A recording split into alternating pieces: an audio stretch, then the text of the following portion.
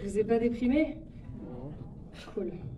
Trop bien. Bonsoir, merci d'être là. C'est trop bien de voir une salle remplie. C'est mon premier jour de tournée de ma vie. Parce que c'est mon premier film en plus, donc j'ai jamais fait ça. Donc j'espère que vous allez bien, que vous êtes en forme et que vous n'êtes pas trop triste.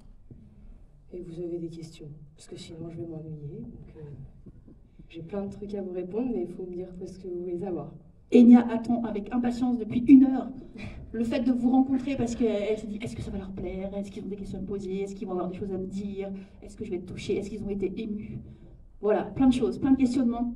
Ouais, vous avez le droit de dire... Donc on vous écoute. Vous avez le droit de dire pas du tout. Oh ouais, oh, waouh. Ah ouais, ok. Ce n'est que le début, Enya. Ah, génial. Excellent.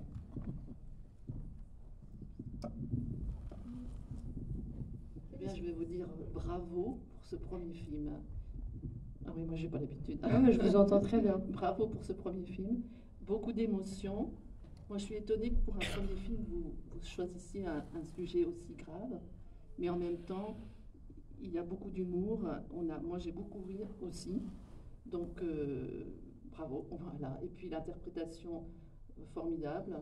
Donc moi j'ai beaucoup apprécié et vous avez réussi. Merci, merci beaucoup. Merci. Merci. Grand silence.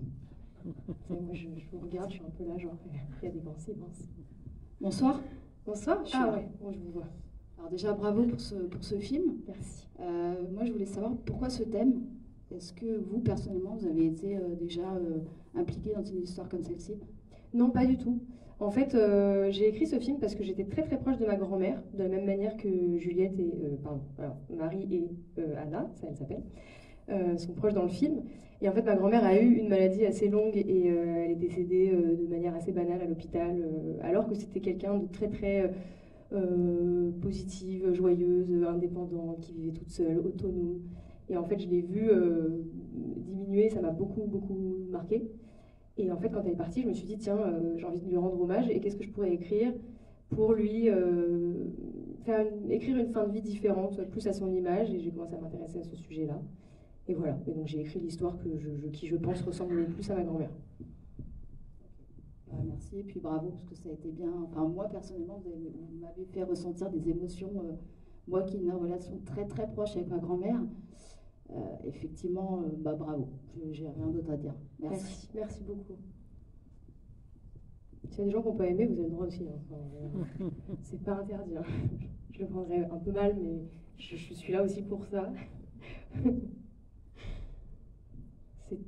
Qui veut parler? Personne. Vous pouvez pas me demander des trucs un peu nuls, genre le rat, comment on fait pour éduquer le rat? Eh bien, dites donc, combien de temps vous avez filmé? Le tournage a duré combien de temps? 25 jours, madame, 25 jours. Très court. Ouais. 25 jours de tournage. Ah, on a une question au fond.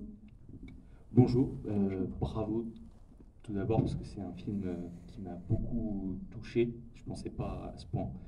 Beaucoup ri, en effet, comme disaient d'autres personnes, beaucoup pleuré. Je ne m'attendais pas à ça aussi violent.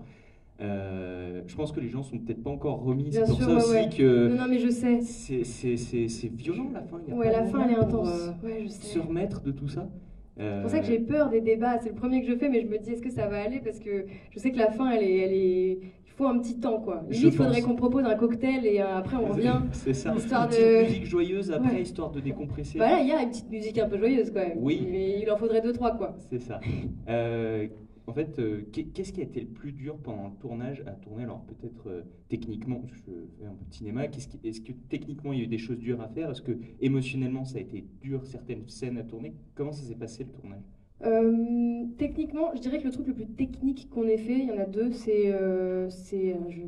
allez être super choqués ou déçus peut-être, mais c'est la route. On a tourné sur des écrans LED, donc tout ce qui est Rudy qui conduit le camping-car, c'est faux, enfin c'est pas sur la route, quoi, c'est dans un studio. Et le camping-car ne bouge pas, il y a juste des écrans qui défilent derrière nos fenêtres, et ça c'est super bien fait, donc je suis très contente. C'était une technologie, moi, c'est mon premier film, donc autant vous dire que j'avais jamais fait ça, et même le Hugo qui faisait la lumière du film n'avait jamais fait ça non plus, donc c'était un peu genre bon bah allons-y, on verra bien si ça rend bien. On nous a dit ouais c'est bon, les Américains ils font ça, donc on s'est dit on va faire pareil, mais on est français, on espère que ça marche aussi bien. Et donc il y a eu ça, et ensuite je dirais le feu d'artifice à la fin, parce que c'était c'était un peu à l'arrache ce qu'on a fait, franchement. Mais ça marche bien. Et ensuite, je dirais la difficulté principale, c'est le temps de tournage. C'est qu'en vérité, on a eu 25 jours pour créer cette famille, pour que les comédiens, ça marche entre eux, pour qu'on rentre toutes ces images. Parce qu'un road movie, finalement, ça demande beaucoup voilà, une multiplicité de décors, de scènes et tout ça. Et 25 jours, c'est très très court. Donc on a tourné beaucoup, de très tôt le matin jusqu'à assez tard le soir. Et voilà, et on a réussi. Et pour ce que tu me demandais sur les émotions, je pense que rien n'a été... Enfin, on a été, nous, l'équipe, parfois très touchés. Il y a des gens de l'équipe qui ont pleuré sur le plateau discrètement, parce qu'il y avait des choses assez dures qu'on faisait. Mais il y avait une ambiance très très joyeuse sur le tournage, on a beaucoup ri. Étrangement, quand on fait ce genre de sujet, souvent dans les scènes dures, etc., c'est là, enfin les scènes d'émotion, c'est là où on rigole le plus entre les prises, en fait, c'est là où c'est le plus détendu. Voilà. En tout cas, ça marche. Je ne sais pas comment vous avez fait en 25 jours pour tourner un film aussi long, mais je sais que c'est tendu, et en tout cas, ça marche super bien, alors bravo. Merci. Merci beaucoup. Alors moi j'ai une question au niveau. Je vous vois. Oh, je vous vois pas, madame. J'attends que Seb se déplace pour aller. J'ai une question au niveau de l'écriture. Est-ce que Hélène Vincent a été pressentie dès le départ au niveau et tous les acteurs, Pierre Lotin? Non, ça s'est fait au fur et à mesure. En fait, Hélène, c'est la première actrice qu'on a contactée 4 ans avant le tournage. Parce que le film a mis 7 ans à se financer. Donc autant vous dire on a tous vieilli entre-temps. Hélène, c'est la première à avoir dit oui, et puis elle m'a jamais lâché. On a mis des années à le financer pour plein de raisons, parce que le sujet c'était difficile, parce qu'il y a eu le Covid entre-temps, etc. Hélène est restée jusqu'au bout du bout. Ensuite, il y a eu Pierre, que je connaissais depuis longtemps et que j'avais toujours imaginé dans ce rôle. Et voilà, il est venu avec nous. On a eu la chance qu'il soit disponible, parce que cette année, Pierre Lotin, c'est un peu la révélation qui n'arrête pas de tourner. Donc voilà, il avait 25 jours à nous offrir, donc il nous les a offerts. Et sont arrivés sur le tard David Ayala, que j'ai découvert dans la série d'Argent et de Sang. Je ne sais pas si vous avez des gens ont vu cette série sur Canal+. Bon, c'est une série qui était chouette, que je vous recommande. Et David joue dedans. Et Juliette, l'adolescente, elle a été castée parmi une trentaine de jeunes filles. Et elle a réussi son casting haut la main. Elle était trop forte, franchement. Enfin voilà, c'était une évidence. Du coup, le monsieur avait la même question que toi. Ah, c'est vrai? Mince. Ça devait être une transmission de pensée, je pense. Bon, alors, qu'est-ce que je peux vous dire? Merci, putain, c'est simple. Merci. Pas me laisser dans la galère. Mais je vois beaucoup d'œils humides encore. Ça peut être des questions sur la vie aussi. Hein. Enfin, c'est pas forcément sur le film, des questions. Peut-être j'ai les réponses, je sais pas. N'importe quelle question. Bonsoir. Salut. Alors déjà bravo pour le film. Je pense que comme plein de gens dans la salle, j'ai lâché ma petite larme. Désolée. Non, c'était positif, c'était des belles émotions. Je voulais savoir à quel point c'est intimidant de se lancer dans son premier long métrage. Si je ne me trompe pas, c'est votre premier long métrage. Ouais. Est-ce que c'est pas un peu déstabilisant? En fait, ce qui est bizarre, c'est que il n'y a pas vraiment de moment où tu te lances. C'est-à-dire qu'il y a un moment où tu l'écris, tu te dis ça va jamais se faire. Puis un moment où tu essayes de trouver des acteurs, tu te dis ça va jamais se faire. Puis après, tu mets 7 ans à le financer, donc tu te dis ça va vraiment jamais se faire. Donc en fait, t'es rarement dans le truc conscient de te dire ah, je me lance dans mon film. Tu t'essayes, quoi. T'as l'impression que t'es tout le temps en train d'essayer. Et puis il y a un jour où on te dit ok, c'est bon, t'es prête, on tourne dans 3 mois, quoi. Et là, ouais, là c'est flippant de fou, parce que tu te dis ok, donc là, il y a même si c'est un petit budget, il y a quand même des sous dedans, il y a des gens qui ont confiance en moi, il y a des acteurs qui vont attendre que je les dirige, entre guillemets, une équipe de 50 personnes, 60 personnes qui va attendre de moi que je leur dise quoi faire. Et donc là, tu te dis, je vais aller me cacher sous ma couette et je ne reviendrai jamais. Et puis en fait, après, non, c'est intimidant, mais c'est tellement un rêve, c'est tellement ce que je veux faire et je me vois rien faire d'autre que, voilà quoi, let's go. Et puis après... Plus que de l'acting. Ouais. Bah ouais, parce que je trouve que l'acting c'est trop bien, mais t'es pas du tout maître de ton destin, t'es dépendant du désir des autres, des castings, des directeurs de casting, des réalisateurs, alors que là, pour moi la sensation d'écrire quelque chose sur le papier et après de la voir à l'image avec des gens comme des chefs déco, des comédiens, des chefs costumiers qui te créent ce que t'as dans le cerveau et tu le vois, c'est juste trop fou, c'est une sensation qui est incroyable. Et donc pour ça, je trouve que c'est beaucoup plus créatif et cool que d'être acteur. Après, être acteur, quand ça marche, c'est trop bien. Mais faut que ça marche, quoi. C'est dur d'être acteur, en vrai. Merci. Et le processus de création, il est très différent d'un court-métrage, d'une Non. série? Non. Pas du tout. Enfin, série, je sais pas, j'en ai pas fait. Enfin, j'ai fait un programme court, mais j'ai jamais fait de série longue. Court-métrage, franchement, c'est la même chose, c'est juste le temps qui est différent. C'est le nombre de gens sur le tournage, c'est le nombre de jours que tu vas mettre à l'écrire et l'argent qui va être dessus, mais en vérité, c'est le même process. Pour écrire la structure d'un court-métrage ou d'un long-métrage, pour moi, c'est la même chose. C'est juste que c'est plus de pages, quoi. Ouais, vraiment. Ouais, vraiment, c'est juste ça. J'imagine pas mal plus. Ouais, bah disons qu'un court-métrage, ça va être 15-20 pages, un long, ça va être 90-100 pages, quoi. Mais bon, en soi, tu dois avoir un rythme dans un court-métrage pour pas ennuyer les gens. Tu peux t'ennuyer sur 15 minutes, tu vois. Donc, le rythme que tu vas essayer de créer sur un court, faut trouver le même rythme sur un long. Donc, pour moi, c'est pareil, c'est juste démultiplier le temps, quoi. J'ai l'impression de parler vachement. Parce que je vois que vous n'avez pas tant de questions, quoi. Ah, waouh, il y a une question, mais genre sans micro, comme ça. Balancé comme ça. J'ai entendu en plus. Ouais, grave, il est trop fier. Merci pour ces moments-là qu'on partage. Merci à vous. Ça m'a beaucoup touché. Mais moi, j'ai deux questions existentielles dans ce film. Ah, j'ai cru existentiel tout court, j'ai eu peur. C'est quand même les fils conducteurs, à savoir Lennon, depuis le début jusqu'à la fin. Qu'est-il devenu? Première chose, est-ce qu'on l'a retrouvé? Et la deuxième chose, c'est les chaussures. Est-ce qu'ils ont récupéré leurs chaussures à la fin du film? Moi, j'aime beaucoup ces questions, monsieur. Je les trouve vraiment, vraiment bien. Lennon, vous savez, je vais falloir que je m'entraîne parce que Lennon, j'ai pas de réponse encore. Parce qu'en vrai, c'est un truc scénaristique, on l'a un peu fait disparaître. Je pense que Lennon, il a repris sa liberté, quoi. Il est reparti parmi ses amis les rats. Et voilà, je pense qu'il en avait marre de vivre avec Rudy, cette personne étrange. Et les chaussures, non, je crois que malheureusement, elles seront perdues à tout jamais. Bravo, merci. Merci à vous. C'est un beau film. Où êtes-vous? Je suis là. Ah, je vous vois, c'est bon. C'est un très beau film. Merci. Pour un premier, c'est une réussite.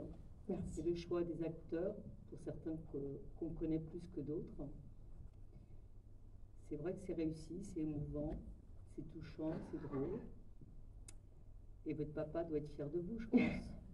Oui, oui, oui. Très très fière. Ma mère aussi.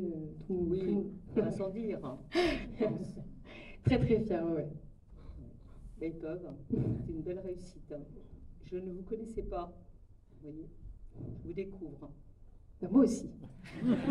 C'est un peu normal, je sais, hein. On n'évolue pas dans le même milieu. Hein. Non, mais on se rencontre. C'est ça qui est bien. C'est réussi. Et Hélène Vincent et Pierre Lotin, ça lui va comme un gant, ce rôle, je trouve. Il a beaucoup de talent, ce jeune.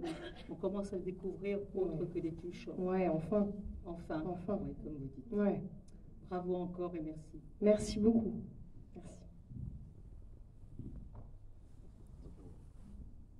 Merci. J'en profite juste pour poser une question. Je voulais savoir s'il y avait une anecdote autour de la camionnette de cirque. Qu'est-ce que je peux te raconter? Non, ouais, si, il y a une anecdote, c'est quand, enfin, c'est vraiment pas très intéressant, mais j'en ai quand même une, c'est que quand, à la fin, à la Maison Bleue, en fait, cette camionnette n'a pas de porte arrière. Et donc, quand tu vois Marie sortir de la voiture rouge pour demander une clope, là, elle sort par magie, parce qu'en fait, il faudrait qu'elle escalade l'avant de la voiture et qu'elle sorte par la porte de David, et que voilà, sachant qu'elle est très très malade et qu'elle ne peut pas le faire. Donc on s'est dit au tournage, est-ce que les gens vont remarquer ça? Est-ce que vous avez remarqué ça? Non? Bon bah voilà. Moi j'étais là, ils vont le remarquer, c'est sûr. Vous prenez les spectateurs pour des gens qui ne voient pas les choses et tout, et en fait vous l'avez pas vu, donc les gens ont raison autour de moi. Putain, c'est terrible. Voilà. Et non, cette voiture de cirque, bah rien, ça nous faisait rire, quoi. Ça nous faisait rire d'avoir ce truc improbable. Et on se disait quoi de mieux pour aller vers la fin de sa vie qu'un truc ridicule en musique pour nous autoriser à rire de ça, quoi. Voilà. Merci. Merci.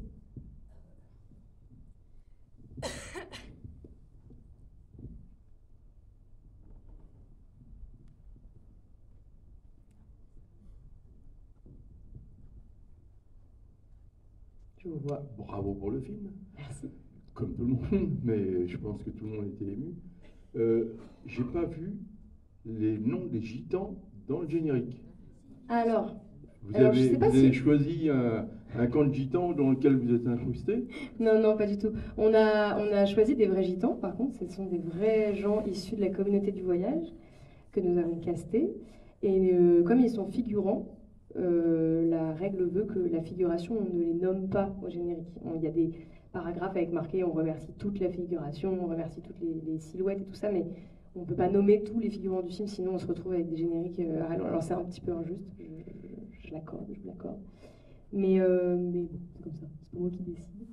Mais en tout cas, ce sont des vrais gitans et c'était génial. Je tenais vraiment à tourner avec des vrais gens issus de cette communauté.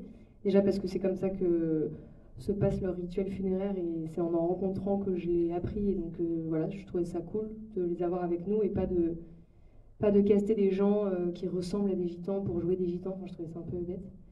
Donc voilà, et on a fait une vraie fête sur un vrai parking avec vraiment voyage et c'était trop bien. On a passé 3 nuits à tourner ça. Parce que vous voyez une nuit dans le film, mais en vrai ça prend genre 3 ou 4 nuits de tourner toutes ces séquences de nuit là. Et voilà, ils étaient trop contents. D'ailleurs, je sais pas s'ils ont vu le film, il faudrait que je les retrouve. Non, ils sont dans le sud. Quand on ira dans le sud, je pense qu'ils viendront voir le film. On va les inviter. Voilà.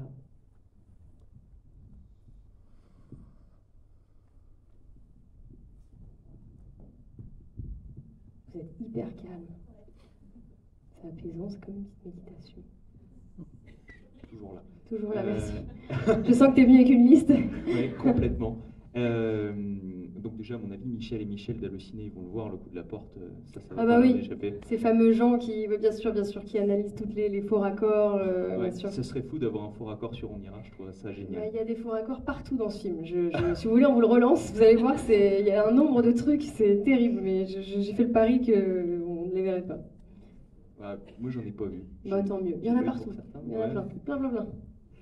Et alors, je t'ai découverte, alors il y a très très longtemps, ça devait être Studio Bagel ou Golden Moustache, une vidéo sur les jeux vidéo, je me rappelle. Oh là là, avec Seb Lafrite, non? Ouais, carrément, c'est ça. C'est très très vieux. Alors est-ce que Laënia de l'époque, elle voulait faire ça déjà? Elle voulait être actrice, elle voulait être dans le cinéma? Ouais. Et est-ce que tu t'imaginais faire un film quelques années après?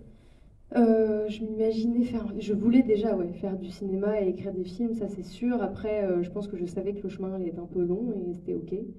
Je crois que quand j'ai fait cette vidéo, j'avais genre 21 ans, j'en ai 33. Donc j'avais envie de faire ça. Maintenant, ça m'allait Enfin voilà, moi j'ai voulu passer... Enfin, je suis passée par plein de tafs différents. J'ai été comédienne dans des petites vidéos, j'ai été assistante sur des tournages, j'ai été coach enfant, j'ai fait de la régie. Après, j'ai écrit, donc c'était ok pour moi, je savais que ça pouvait prendre 10 ans, et voilà. Mais oui, pour te répondre, je pense qu'à cette époque-là, je savais déjà que je voulais faire du cinéma, donc je voulais évoluer dans ce monde-là, quoi. Ça, c'est sûr. Elle était cool, cette vidéo. Elle était très cool. J'ai une tête dedans, c'est sympa, ouais. Ils peuvent pas la diffuser, là. Non, là, évitons, je pense, évitons. C'est mieux. Vous avez une belle image de moi, ce serait dommage de gâcher ça.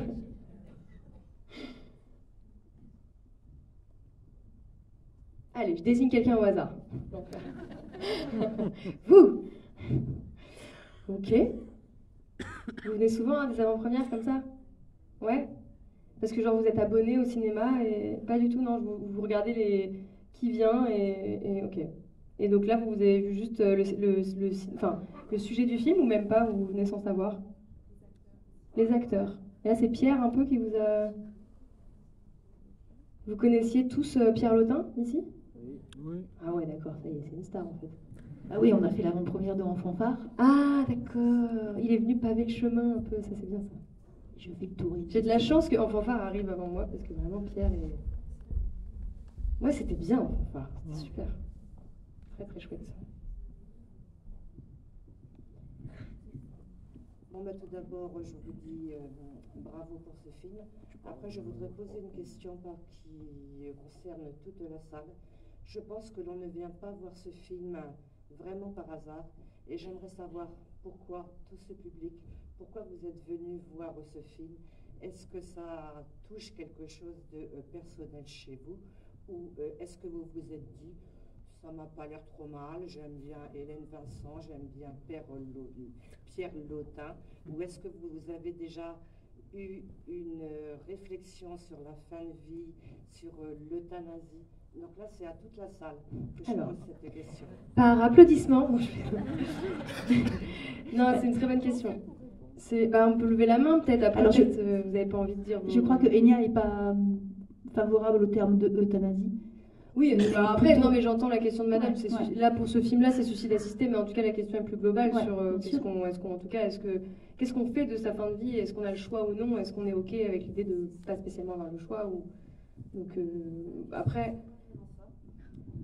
Ma question, ce n'est pas que ça.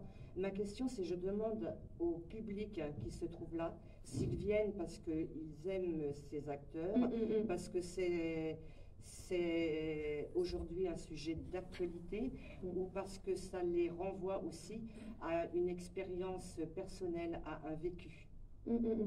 Bah, déjà, peut-être on peut, en levant la main, après ceux qui n'ont pas envie de répondre, enfin, je veux dire, il y a vos envies personnelles. Bah, j'ai même pas dit quoi. Non, j'allais dire en levant la main ceux qui avaient déjà une idée du sujet, du synopsis du film avant de venir ce soir. Ok.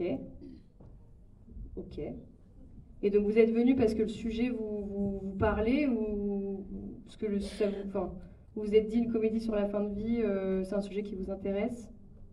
Ouais. Et ceux qui sont venus juste parce que vous avez vu des acteurs et une comédie où vous vous êtes dit ok, levez la main. Ouais, c'est un peu du moite-moite. Il y a des gens qui lèvent pas la main. Pourquoi vous êtes venus, ceux qui lèvent pas la main? Vous êtes perdus? Parce qu'ils n'ont pas de famille, ils n'ont pas d'amis. Je ne sais pas comment répondre à votre question précisément, madame, mais peut-être si quelqu'un veut prendre la parole pour répondre à madame, moi ça m'intéresse carrément de savoir ce que vous pensez de cette question. Une dame là-bas. Parce que c'est un sujet qui peut faire peur, donc c'est justement la grande question de toute la promo de ce film, c'est est-ce que ça fait peur finalement? Déjà, bravo pour votre film. Merci. Et donc, moi, je suis venue parce que je suis infirmière. Ok. Et donc, c'est quelque chose qui me touche beaucoup. Ayant travaillé pendant 27 ans en réanimation et ayant côtoyé beaucoup de personnes en fin de vie, voilà. Ça retrace vraiment la fin de vie d'une personne, mourir dans la dignité. Et aujourd'hui, a priori, je crois avoir entendu aux informations que M. Bayrou remettait justement la fin de vie en parole pour voir ce qui pouvait être fait justement de ce sujet. Ouais, c'est une loi qui est discutée depuis longtemps, avec laquelle on a du mal à avancer, mais c'est à juste titre, c'est-à-dire qu'il y a plein de gens pour, plein de gens contre, et puis les gens pour ont des très bons arguments, les gens contre également, donc voilà, peut-être qu'un jour on devra voter pour ça, ou non. Est-ce que quelqu'un d'autre a quelque chose à dire sur ce sujet intense?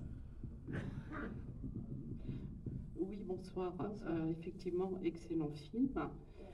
Pour répondre un petit peu à la dame, moi personnellement, je suis venue parce que le sujet m'intéresse. Les acteurs sont excellents, enfin, surtout Hélène et Pierre.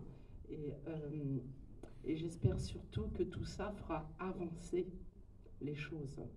Qu'on ne soit plus obligé de quitter la France pour pouvoir faire ce choix de fin de vie. Et donc, ce film est excellent parce que je trouve qu'il en parle très facilement, sans gêne.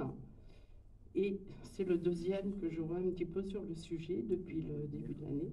Ah, vous avez Il ne faut pas oublier Le Dernier Souffle. De Costa Gavras. Bah, je cherche des gens qui ont vu ce film. Voilà. Je vous ai trouvé enfin. Et alors, c'était bien? Je pense, oui, moi j'ai bien, oui, tout à fait. Je l'ai trouvé très juste, très juste. Bon, tout ça pour dire, j'espère qu'il y aura beaucoup de succès et que ça fasse avancer les choses, qu'on ait le droit de choisir à quel moment on veut partir. Voilà. Personnellement, ma mère, ça a mis 10 ans. C'est extrêmement long pour les gens qui doivent le vivre. Je suis d'accord voilà. avec vous. Bon. Merci, madame.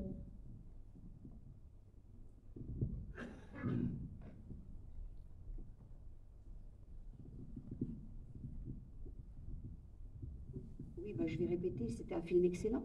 Mais je suis comme madame, moi ça fait le deuxième film, là, La chambre d'à côté. Ah oui, Almodovar. Hein. Ouais, c'est un sujet la semaine dernière, là. Oui. C'est dur, hein. Ouais.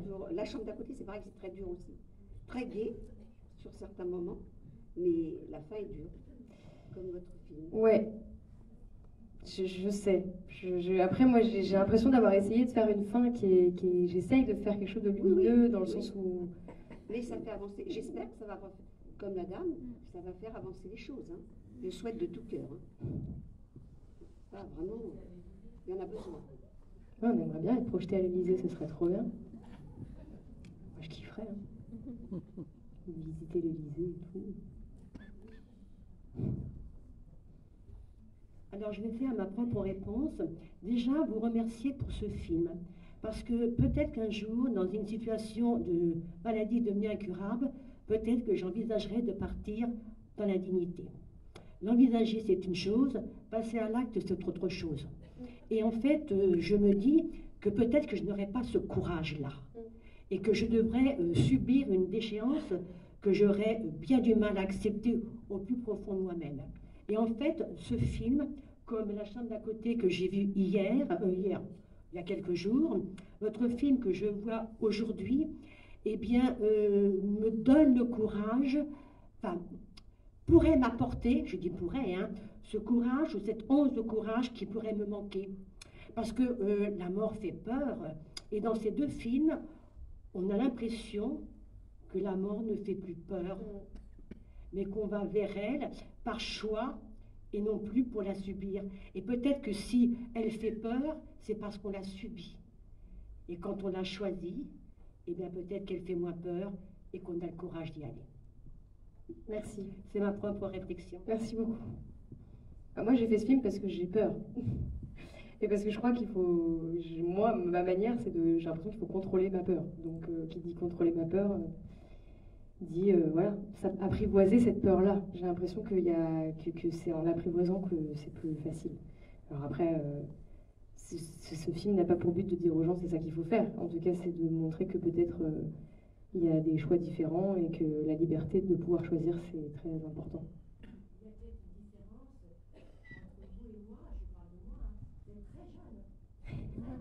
Je suis très vieille en vérité. Un petit peu d'âge, ben on se dit qu'on s'en rapproche. Et pourtant, je suis aussi quelqu'un de très courageux, hein, qui combat ma peur, hein, mais quand la grande faucheuse est en face, je pense qu'on va quand même avoir des sentiments de crainte aussi. Bien sûr, bah oui, bien sûr. Donc, une deuxième fois, merci, parce que ce film peut donner le courage qui nous manque quand on le veut, mais qu'on n'a pas le courage d'y aller. Merci beaucoup. Est-ce qu'il y a des gens, enfin, j'espère que vous n'allez pas lever la main, est-ce qu'il y a des gens qui sont complètement contre, qui ont vu ce film et que ça a un peu dérangé ou que ce sujet-là, bah, je sais pas, de manière épidermique, vous êtes pas d'accord, quoi. Vous pouvez dire. Je saurais pas quoi répondre après, mais vous pouvez même dire.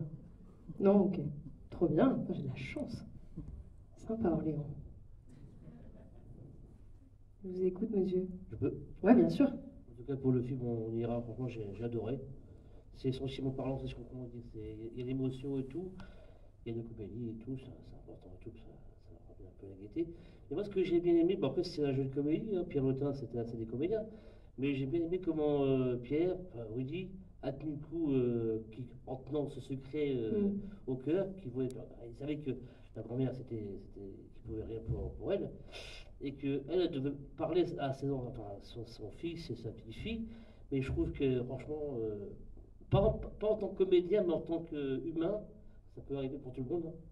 Hein. Si ça peut arriver pour moi, ça peut arriver que je soutienne une grand-mère et qui ne veut pas dire à ses enfants.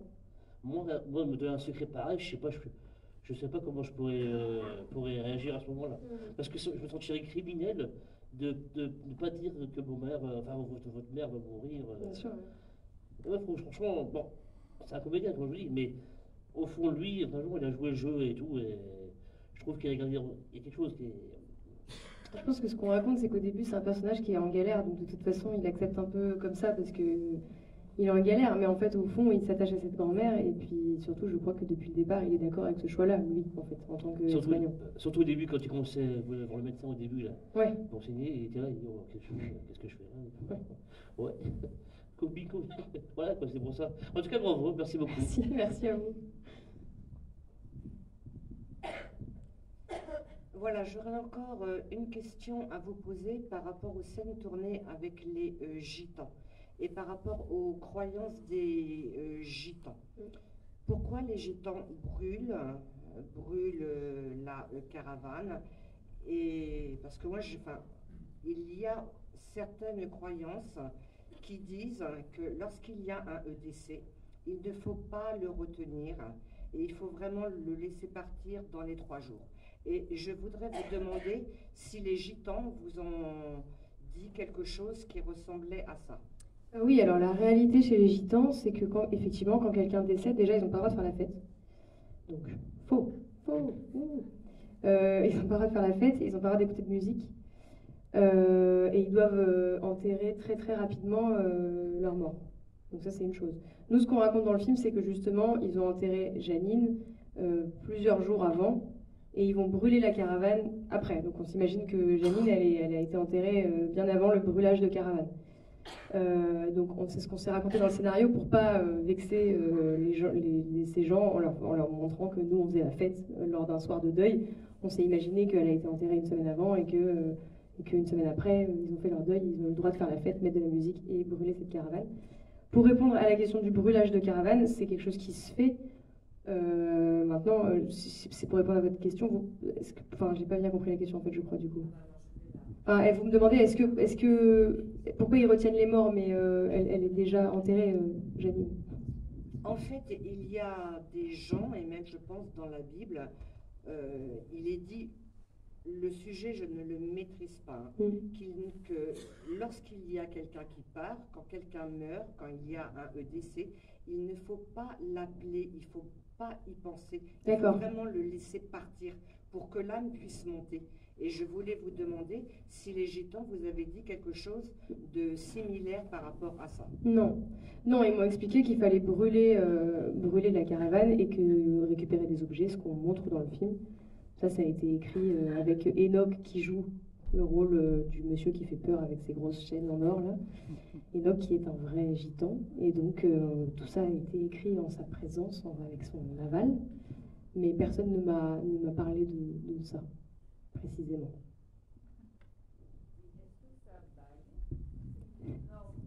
Ouais. Sa bague, alors tout l'attirail de Enoch, vous pouvez le trouver sur Instagram, il s'appelle Enoch Cortez, vous allez voir, vous n'allez pas être déçus. Il est super et il a vraiment cet attirail, il a cette chaîne et cette bague, tout ça c'est à lui quoi, il a ce look. Et en fait c'est en le voyant, on m'a parlé de lui parce qu'il fait des vidéos sur Instagram. Et on m'a dit, il faut absolument que tu rencontres cet homme. Et j'ai vu ses vidéos et je me suis dit, mais il habite à Clermont-Ferrand. Et on lui a dit, est-ce que tu peux venir à Paris pour passer un casting? Et en fait, il est venu.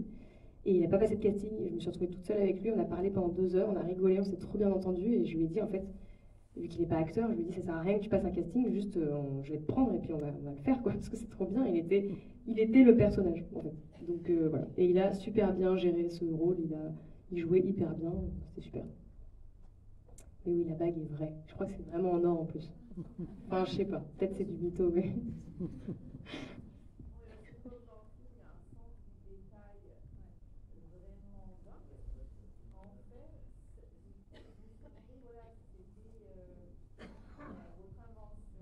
Non, là, ça pour le coup...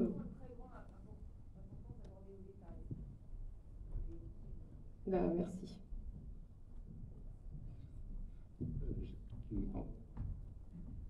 Alors, qui d'abord? Bonjour Elia, félicitations pour votre film qui est rempli d'humour et puis aussi de tristesse, un petit peu un mélange des deux. Donc j'ai bien aimé parce que la raison pour laquelle je suis venu par rapport à ce que disait la dame, quelles sont nos raisons pour lesquelles on vient. Moi je travaille dans le funéraire, donc je voulais voir un petit peu, d'une part, si vous alliez aussi parler un peu de la législation funéraire en Suisse, hormis la double crémation que subit madame, parce que bon, elle brûle une fois et puis après elle rebrûle dans la caravane. C'est vrai. Et donc bon, finalement, le but n'était pas non plus de parler de la législation en Suisse, hein, c'est pas le but de votre film, mais bon, de voir aussi un petit peu l'avant de ce que je vois moi après.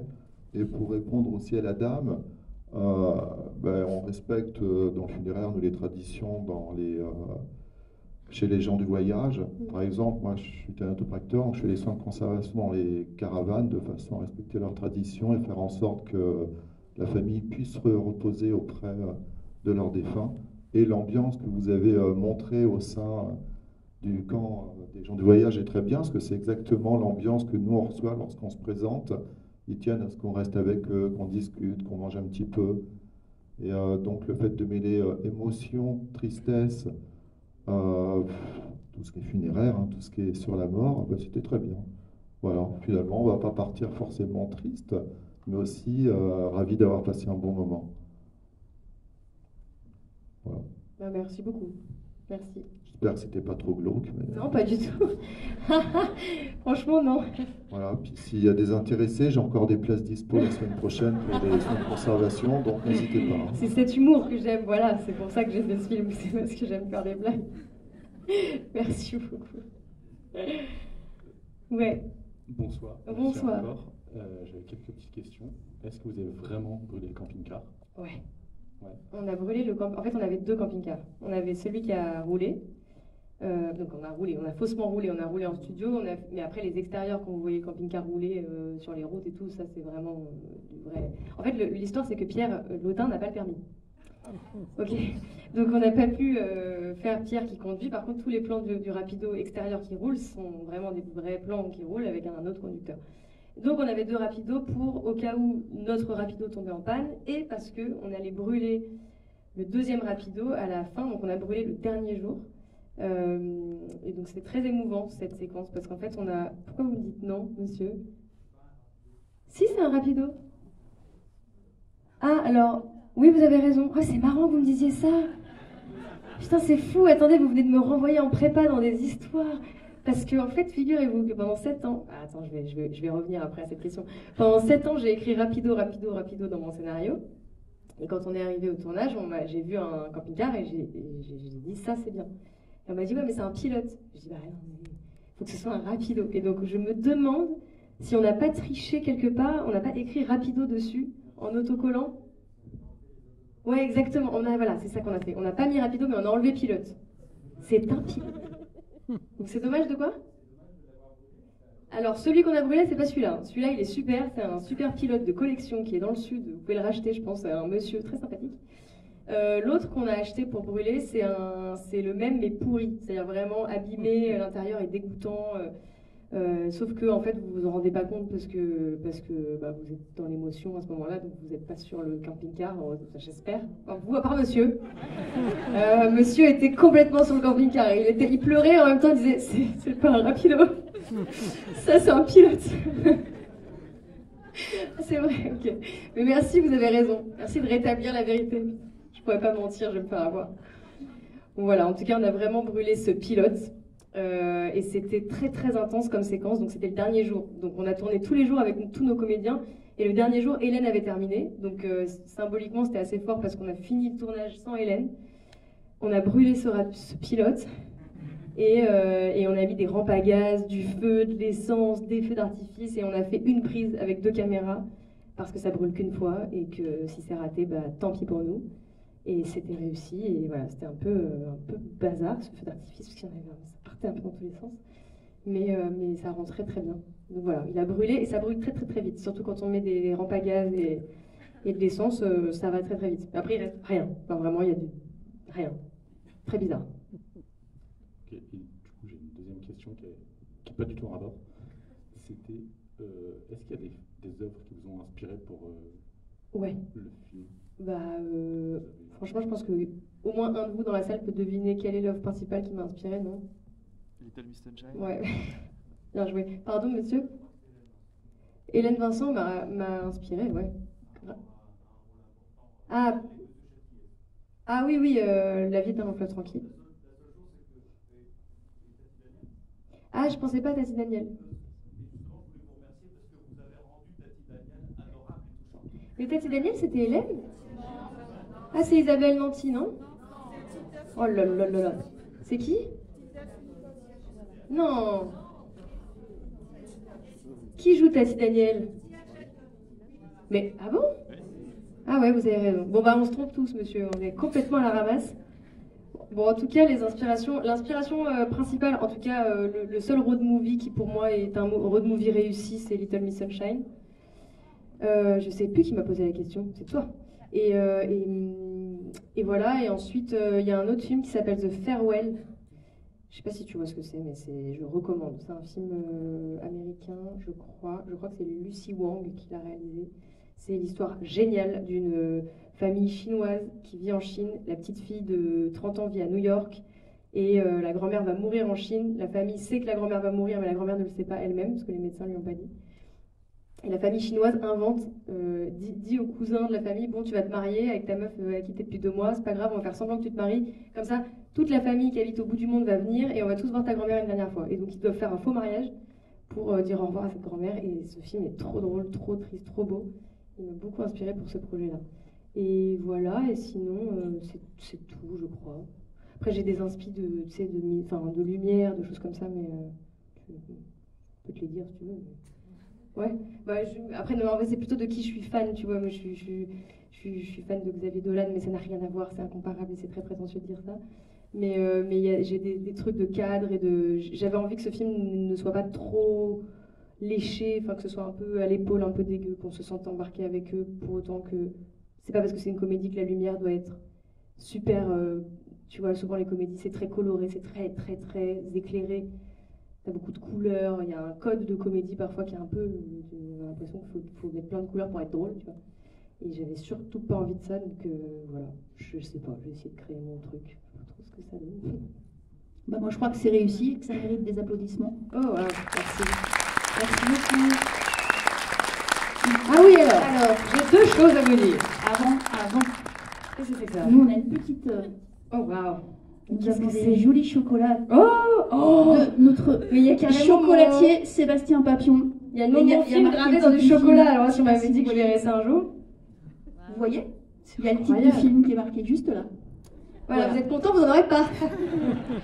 Je suis ravie, merci beaucoup. Donc voilà, c'est pour la motivation à l'écriture. Ah bah merci, c'est le chocolat pour stimuler. Trop sympa. Merci beaucoup. Non, je voulais vous dire merci déjà d'être venu ici parce que voilà, c'est très précieux pour moi. C'est ma première date de tournée, c'est mon premier film. J'ai mis 7 ans à le monter et là je suis trop heureuse d'être face à vous. Genre vraiment, c'est un rêve. Donc merci. Deuxième chose. Si vous avez aimé le film, n'hésitez pas à en parler autour de vous dans le sens où je sais que tout le monde doit vous dire ça à des avant-premières, mais vous savez pas à quel point vous êtes les maîtres du film aujourd'hui, c'est-à-dire que le film vous appartient. Moi, à part donner ma bonne énergie en tournée et parler du film et vous répondre, je peux rien faire pour que le film marche. Vous pouvez en parler autour de vous de la même manière que des films comme Enfant phare ont marché parce que les gens se sont dit entre eux c'est génial, va le voir. Et ben, si vous avez aimé, n'hésitez pas parce que ça marche pour de vrai. Et si vous ne l'avez pas aimé, bah, parlez-en à des gens que vous n'aimez pas, parce que ça aussi, ça marche. Comme ça, ils iront, ils seront dégoûtés et vous aurez gagné un peu de... Voilà, vous serez contents. Et troisième truc, il y a un super QR code. Alors ça, c'est tout nouveau, c'est la modernité. Si vous le flashez, apparemment, vous pouvez mettre une note sur Allociné. Voilà, je vous dis ça. Par ordre de priorité, parlez-en autour de vous. Ensuite, si vous avez envie de faire le QR code, faites-le, c'est vraiment important, c'est cool. Comme ça, on démarre le film avec une bonne note. Et comme vous le savez, bah, souvent les gens vont voir la note sur Allociné, ils font genre 3, non j'y vais pas, 4, waouh j'y vais. Donc voilà, chaque petite chose est importante voilà, pour la vie de mon film qui est un peu mon bébé. Merci beaucoup d'avoir été là, merci Elia de la disponibilité, de la gentillesse et du talent dans la réalisation de ce film. Merci à vous. Merci, j'espère qu'on sera là pour le prochain. Bah, pas tout de suite, je vais faire une sieste d'abord. Oui, grave, bah, je reviendrai, c'est sûr. Bonne soirée à tous. Merci.